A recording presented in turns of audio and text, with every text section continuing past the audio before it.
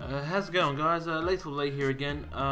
This is recorded after the actual game because my mic's still, I don't know, it's still screwy this one. Hopefully the next game or the game after that, I think I fix it. I don't know. The thing is, I've already pre-recorded before I found out it was stuffed up, so I don't know how long it's gonna be. I don't know if I'm gonna get it good at all. I'm up to like the 20th game or something like that, 22nd game. So that's something that I can't help. But yeah, this is in downtown trying to get the Milwaukee. So sit down and enjoy, and I'll record a little ending bit. And as we take a look here at Kevin Garnett, guys, what's your take? Well, what I like about him is that Here's Bradley. Doris Burke has some information for us. Doris? Thanks, Kevin. I caught up with the Bucks head coach. When we talked about this game, the concern was how to handle Rajon Rondo. He said, listen, Rondo has no problem getting into the teeth of the defense and finding his open teammates. We need to make him a jump shooter. Let's see if they can do that, guys. All right, Doris, thanks.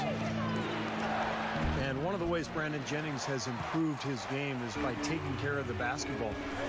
His assists were decent, about 5 per game. But what he did a nice job of last year was keeping the turnovers down, and that allowed the Bucks to run their offense efficiently. Well, none of the defenders were quick enough to step out and get a hand in his face on that jump shot. Big mistake there. Here's Lee, and he was fouled on the way up. 2 free throws now for him.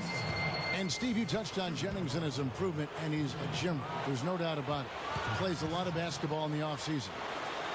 Yeah, he's shown a real dedication to getting better during the summers, and that's when you do get better. You can't just get better during the season. You got to commit off-season time to enhancing your craft, getting better at what you do.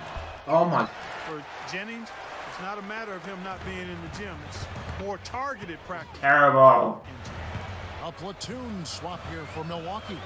Smith kicks to Ian. Smith against Terry. 6 to shoot. Daniels passes to Ion. Shoots the 3. Rebound Celtics. This is the second time they've matched against Milwaukee. Yeah, and it seemed like the difference in that game, guys, was the defensive effort. They forced a lot of turnovers, and that allowed them to get out and get some easy looks in transition. The dish to Daniels. Over Green, so the whistle blows on the shot and 2 mate. for the contact right there. The Bucks have made 3 free throws so far. Haven't missed any. And this club shot 77%. 60 minutes, I haven't done anything. Team last year, good, not spectacular, but solid. And, you know, that just added to their confidence at the offensive end. Celtics leading by 3. Now let's go back to what Steve just said. Such a strong defensive performance they turned in last time. Well, you know what was remarkable about it, Kevin, was how many turnovers there were. I mean, it wasn't all about defense. There was some sloppy ball handling taking place on the other side, too. And a chance here presented by Gatorade to see who's on the floor. All fueled up and ready to go for the start of the second quarter. On the floor for Boston. Brandon Vance and Kevin Garnett, the duo inside. Here's out there with Terry, and it's Lee in at the small forward. And finished off by Sanders. Look at that. Wow. He set a great example out there, or what? On plays like that, he does sure. What work on the offensive glass we see with him. Yeah, that was awesome. Put back with the slam. Are you kidding me? Garnett dishes to Lee. And around a minute gone here in the second quarter. Oh, that's gotta fall. You know, when the Celtics were at Joking. the best during this recent era, they were probably the best defensive club in the entire NBA. But the team has changed. They've gotten smaller.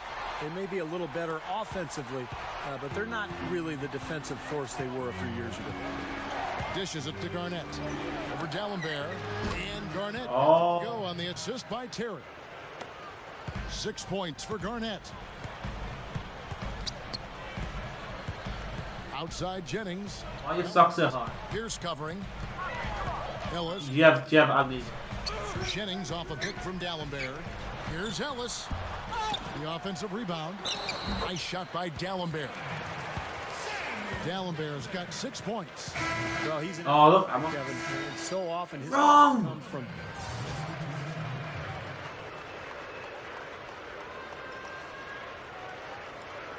Studio, give me some. How about 3 minutes gone in the second quarter of basketball? Here's Ellis. He drains the quick shot. Ellis has got 6 in the quarter. Well, you look at the stats, and the Celtics were still great as far as opposing field goal percentage goes. And you know, Steve, you were just talking about defense, but as Steve was just saying, Clark, they looked different to me. Yeah, I agree with you. I mean, a lot of it is that Another shooting. they had just such solid physical and mental fiber. Wow, we're They doing. just seemed to lose a bit of that edge. I'm not helping Very it. good defensive team, but hard to call them the best anymore. Yeah, their mental second quarter ends in a tight one. Bucks lead by 4. And we'll get it going at Sorry if anyone wants to know the stats of these. the third quarter now beginning. Both sides looking to pull away in the last half of the game. Some good numbers for Ellis. He has 12 points and a pretty good rebounding. All lumpy. Third quarter of basketball, about a minute and a half in. Back to Lee. Pulls up. High post. Oh, God. and little to no chance of that shot going in. Little snow. Tough one right there. A lot of turnover on Houston's roster this offseason, and Sam Dallenberg was part of it. He got sent over to the Bucks, who desperately needed a center. And he might just be their man. He gives them a defensive anchor, and he's a good rebounder, too. Brandon Jennings and Monte Ellis comprise the backcourt. Sanders out there with Ilyasova. And it's Dallenberg in at the 5 spot. That's the 5 on the floor for the Bucks. The shot by Pierce will not go. Bucks leading by 5. And the Bucks obviously hoping Dallenberg will be a big factor for them. You know, they've got the scoring at other positions, particularly in the backcourt with Jennings and Monte Ellis. So what they needed more than anything was a defensive anchor. Dallenberg couldn't. Yeah. Let's go now to the sideline and catch up with Doris Burke. Hey, Doris. Well, Kevin Garnett seemed reinvigorated in last year's playoffs. Really played well. He said, I put a lot of work into my craft. I take it very seriously. I always... I'm open, dude. I'm open. It's like you guys are shocked. It does come off disrespectful at times. You have no idea what you're doing when you say those old comments. I don't read your columns, but it gets back to me. Guys, KG, always motivated. And sometimes he takes that motivation from the doubters. A good way to motivate us. Thanks, Doris. Love your hard socks. Ellis, the pass to Dallenberg. It's rebounded by Bass. Bass has got 6 rebounds in the game. What I love about Doc Rivers, the Celtics head coach, is the consistent message he Why am I gives so... his team. Defense, share the ball, trust your teammates. And that's what that club is all about. Good foul there defensively. Make him earn 2 points from the line.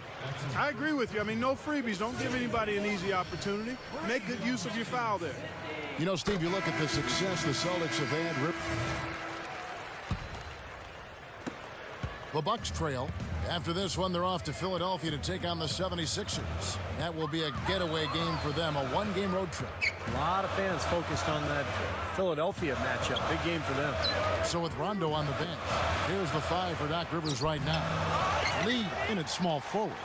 Brandon Bass and Kevin Garnett, the duo inside. Jordan Crawford out there with Avery Bradley.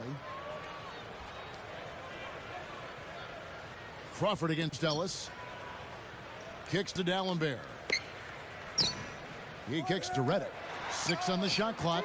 Buries it from 3-point range. Redick's got the 4th. The first basket of the period here for the Bucks. Well, once a shooter, always a shooter. J.J. Redick, one of the great marksmen of all time at Duke in the college game.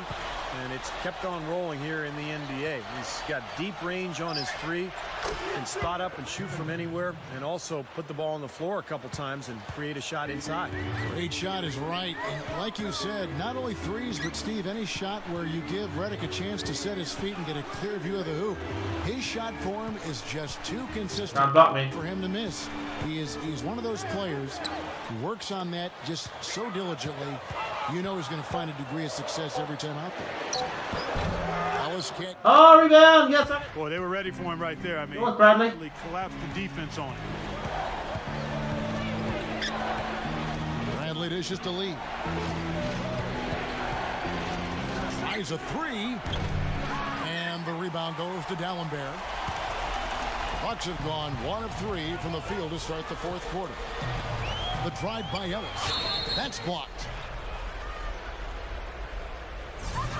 You know, the area where the Celtics started to struggle last year was winning games on the road. That's something they had done pretty well in previous seasons, but they were very inconsistent. Subbed out. Awesome. And for the Celtics, a lot of those close ones they were used to being able to pull out on the road seemed to go, Clark, I think, the other way last season. They sure did, and all those losses added up as they ended with a road record of 15-18, Kevin. Those 15 wins, the lowest of any playoff team in the East except for the Knicks. Here's Bass, and it's good. Oh, and the assist by Rajon Rondo. Rondo's got 5 assists in the game. Ellis against Bradley. And again, the Bucks miss. You gotta like the defense not quitting on the play and getting a hand in the face. Sure do. With a tough defender breathing down your neck, that makes it not an easy shot. Rondo kicks to Lee.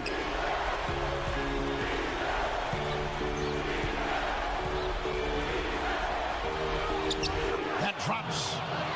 And the Celtics lead by 1.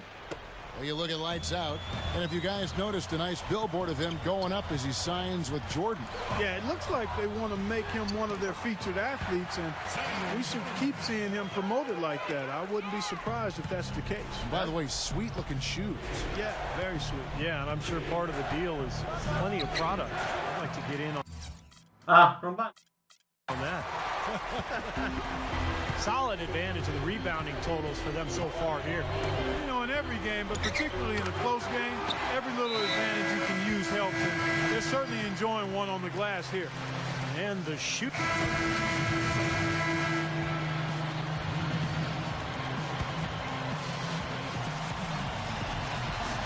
And a little over 3.5 minutes in the books so far here in the fourth. Now here's Ilyasova, covered by Lee. It's Jennings with the drive. What a performance from Jennings here. He has 15 points and 7 assists. I think his energy and intensity offensively and defensively. With 19 seconds to go. Seconds left in the fourth quarter. And Oh, not personal this. foul right there. Good on the first, and that makes it a 7-point lead. And so it's the Bucks taking care of business in this one. They put on a show.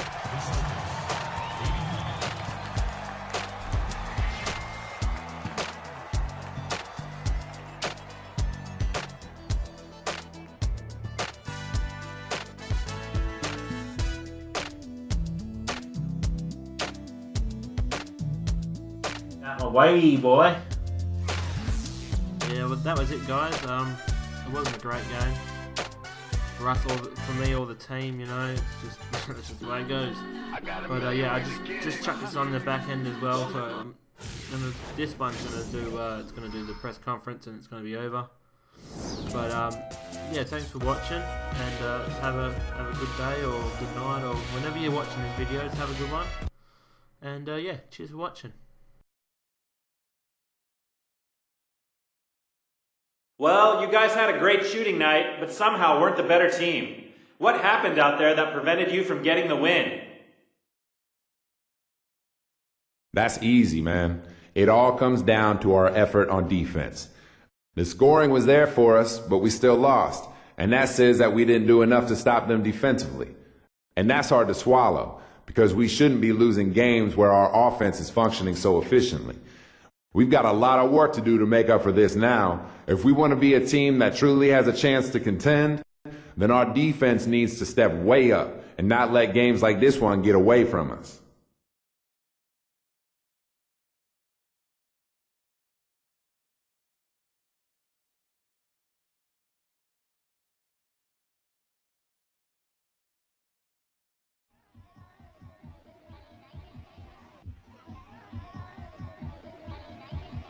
But that's it, guys.